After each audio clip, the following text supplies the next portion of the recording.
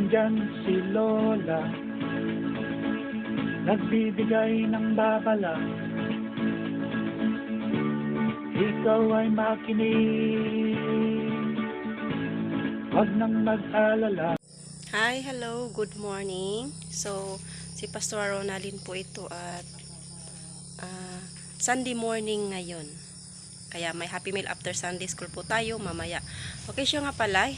Kahapon hindi po ako nakapagbili ng pangulam sa mga bata kasi malakas ang ulan dito sa amin. Kaya napag-isipan ko na snacks ang ibibigay natin sa mga bata. Okay, so bumili po ako ng tinapay at saka ice cream. Okay, may nagtitinda ng ice cream dito sa medyo malayo pero okay lang. So punta tayo sa church at magbibigay na po tayo ng snacks sa mga bata. Okay, so God bless. Sige, anak, pwede na? Okay na? Sige, mag-pray ta. Labing naman, magpuli nga Diyos, namin salamat Father God, sa snacks Ginoo, nga pagkataon karon sa mga kabataan, Lord.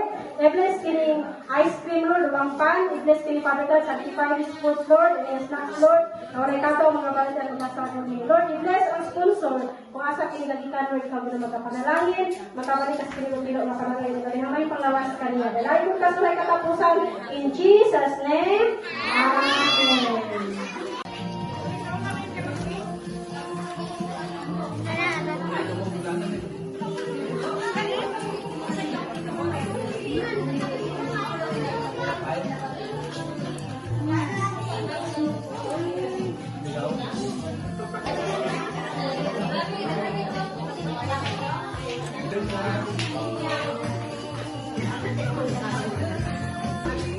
Ay!